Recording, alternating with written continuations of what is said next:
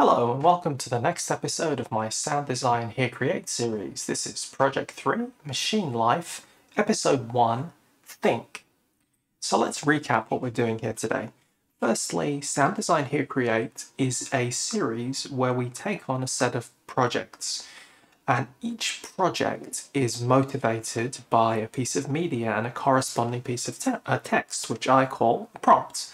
So in this case, the media is a video of this machine. In case you don't know, this is a pick and place machine. It's a machine used to put parts on a surface mounted PCB that's had solder paste applied through a solder mask to it. The whole board is then going to go through an oven, and that's going to affix all the parts. So this is how most modern circuit boards get produced. So they have a robot along these lines. The prompt is as follows. Here is a machine. Create the sound it makes in operation. So what we're going to be doing then is we're going to be taking the video that we have and we're going to be trying to make sound effects and sounds that align as well as we can with it. So ideally, in watching it through, we could imagine that the sounds we're hearing are the sounds we would have heard in person. So let's watch the video maybe a few times and discuss the components of the sound here.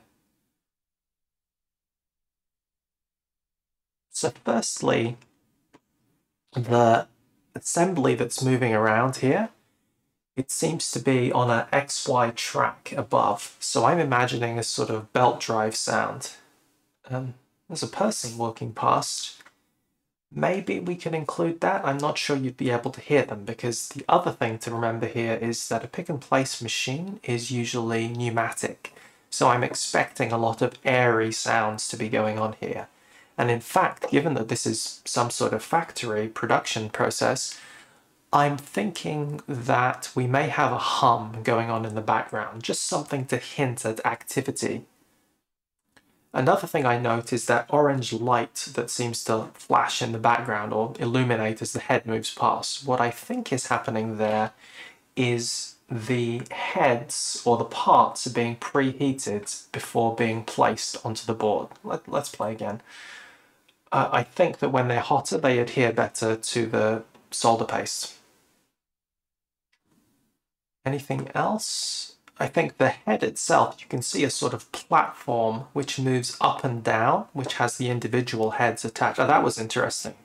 So the PCB dropped, and there's a little, I can't tell exactly what it is. It just looks like a pillar at the end, which drops down or raises up. And I assume that is a sort of registration device. So it's supposed to, the PCB moves until it presses tight against it, and then we know it's correctly aligned. So I could imagine almost a pop sound as that moves. When the board came in on a sort of conveyor belt, I could imagine a whirring sound and a similar, maybe differently pitched whir as the board is lowered onto the conveyor and moves past that registration pillar that I described. So let's play this again. So the head itself, I mentioned this platform in there that seems to move up and down. I can imagine an airy sound as that moves. Also, the individual heads that are carrying the parts, not only do they deposit the part, which I presume is when the airflow stops, but also they move up and down, presumably pneumatically. So again, I'm expecting a sound of motion here, a sound, a sort of hissing sound that would be happening. Any other sounds or hints of sounds that I can see? I think maybe I'll try and do something to imply the operator moving past. I can imagine that orange thing that heats them up. It's probably silent, but I like the idea that it has a like a sort of, let's see, a sort of whine that it generates as it goes, as the head goes over it. So I think that gives us something of an overview of what I'm thinking about. Now I'm going to talk about how I'm going to do that. Well, if you've watched any of the rest of the series, you know that typically in this first episode I have a synthesizer in front of me, and the synthesizer is one that I often don't use for the final sound design. In this case, instead of a synthesizer in front of me, I have a microphone in front of me. Well, why is that? In this case, and for this project, I think it's important to get tight alignment between the video and the sound. And I think that doing that with a synthesizer, with a sequencer, without a lot of fine tuning is going to be difficult. So instead, what I'm going to be doing is I'm going to be trying to make the sounds of the machine while playing a loop of video and overdubbing audio synchronized to that. And hopefully that'll give us something of a feel for the type of sounds that I'm hoping to achieve. Obviously, the sounds are not going to be reflecting the actual audio in any sense. And how we're going to create those sounds in reality, I think we're going to do two different things. One thing we're going to do is we're going to make some synthesized sounds. I don't know what synthesizer I'll use yet. The other is I'm going to be taking samples. Now, I haven't explicitly stated this, but as a sound design focused series, I intend to not use preset patches unless absolutely necessary, and I will try and call out if I ever do that.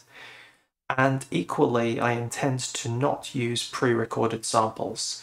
That means when I use a sound, hopefully you will be watching me design that sound, or you will have seen that I sampled it, or at least I told you that I sampled it. And I'm not going to sample it by going far and wide. I'm going to try and take all of my samples in and around the house. So that means the type of things that I have to sample, maybe it's starting the car's engine, maybe it is the refrigerator, maybe it is a hairdryer, maybe it's one of the extractor fans or the air conditioning unit. So it's going to be sounds that hopefully if you were trying to carry this out, you would have available to you. So it's not going to be highly bespoke media that is not accessible. Okay, so with that all in mind, I'm going to introduce how I'm going to do this today. The way I'm going to do this today is, firstly, you may note that this is not Bitwig. I normally use Bitwig. Well, why the change? The change is because Bitwig doesn't have a built-in way of synchronizing video and audio on the timeline. Now, there are some plugins that can do this and other machinery that I can be brought in, but it happens that I also have Reaper. Now, I mentioned, I believe, that I use Linux for my, well, everything. So, of the commercially available DAWs on Linux, I'd say Bitwig and Reaper are the two most well-known ones. Reaper has a very generous free trial period, which is not feature limited and is unlimited in time. This is the registered version, so I paid for it. But to be frank, I don't actually use it that much. I use Bitwig primarily. But Reaper has a very nice way of bringing a video onto the timeline. And that means it gives me a nice way of getting really tight alignment between visual elements and audio. Now today, I'm not going to get really tight alignment. Why? Because I'm not looking for really tight alignment. I'm just looking for a placeholder to get us a feel of what's going on, as opposed to something that would be usable as a completed piece of audio. But I want to get us something. So what did I do? I have some very basic setup here. I already have a little bit of routing set up. So this is just bringing in the audio from the appropriate inputs.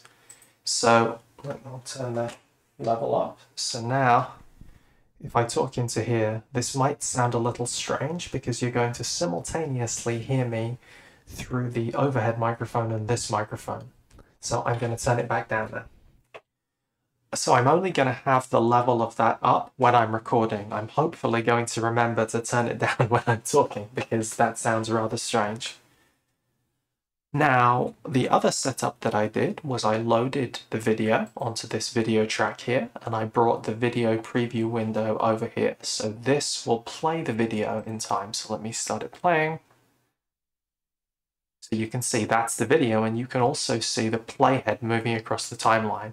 Additionally, I've made a little loop selection here. So this loop selection is where I'm going to be recording my audio. I chose that section because I like the fact that the PCB moved out of the display.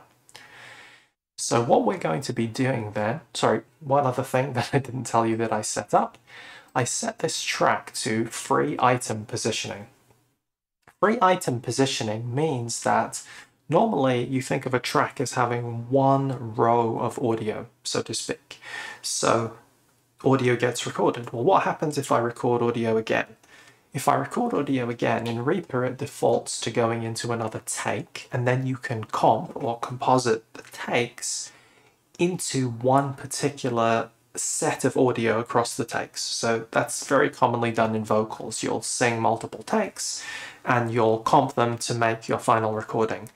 With free item positioning, instead of them defaulting to becoming one take, each of the audio recordings gets placed vertically above one another within the track, and where they are vertically parallel, they will play simultaneously. So this is going to allow me to layer audio as it loops. Without further ado, I'm going to try and actually do some recording here. So I'm going to stop, let's talk for a minute. So first thing I want to do is I want the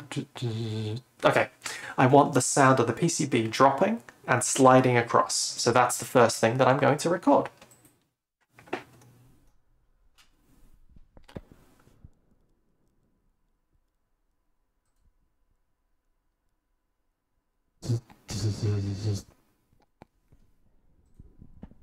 Okay. Sounds very strange, but we have something. So watching the video, I started a bit late, so let me drag this a little earlier and... Okay, there we go. So we have the first part. So the next part, let's try and make a hum running in the background. So my hum is just going to be... So let's go for it.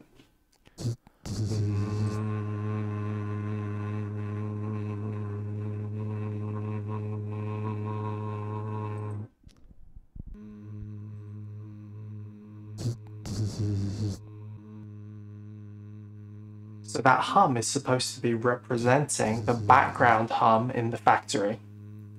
So the next thing that I want is the sound of that light in the background. Something like that. Let's go. I think I came in a little late. So I'm going to drag that a fraction earlier. Should probably zoom in on this, shouldn't I?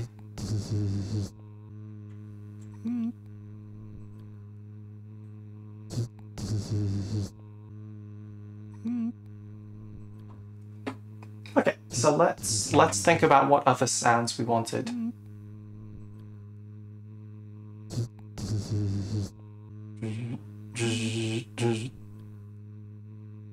Okay, so now I want to have the sound of the arm itself moving across, so let's try.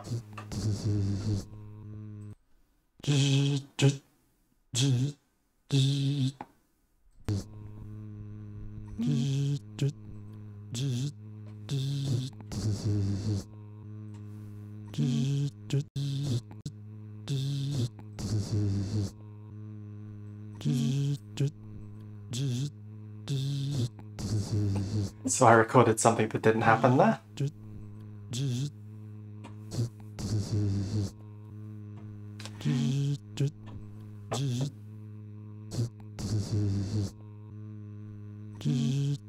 Oh. Okay, so next I want a little pop when the item is placed. Pop.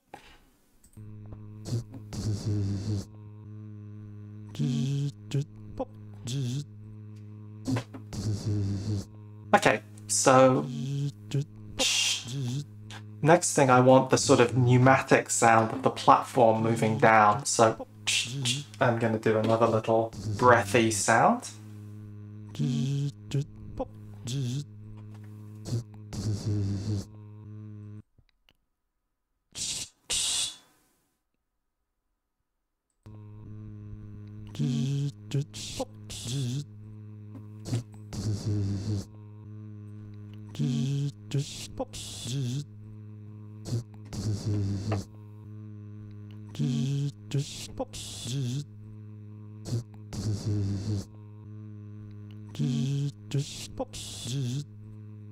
So since there's a person walking past, I'm going to do very far in the background sound of the person thinking about his lunch. Where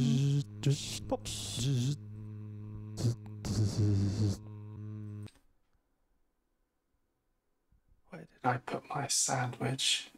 Where did I put my sandwich?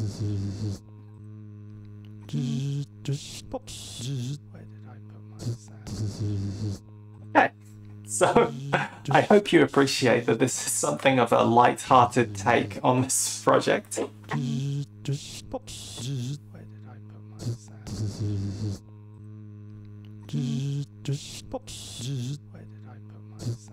But I think it gives us an idea of the number of sounds that are going to be happening here, and maybe the nature of those sounds.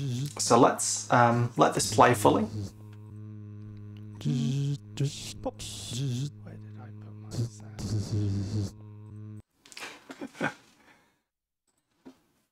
Okay, so hopefully that gives us an idea of the type of thing that we'll be doing here, if not anything like what the sounds are really going to be like. And what I'm going to do next episode is come back and think about which of those sounds I'm going to synthesize, and I'm going to pick a synthesizer and we're going to synthesize those sounds. And probably I'll record those synthesized sounds to audio. And then the next episode, I'll come back and we'll look at the audio that I've recorded for the other sounds in and around the house. And then we'll bring that all together. And probably it's going to be quite boring to watch me line everything up for the full process. So I'll probably do one snippet of like a short section of video like I did here. And in that short section, I'm going to get everything aligned tightly. And then I'm going to offline get all of these things exactly where they need to be. And then I'm going to come back and show you the completed piece. So I hope you've been enjoying Sound Design Here Create. I hope this project sounds interesting. I hope you will join me for more episodes of Sound Design Here Create and of this project. But in any case, and most importantly, I'd like to say thank you very much for watching, and goodbye.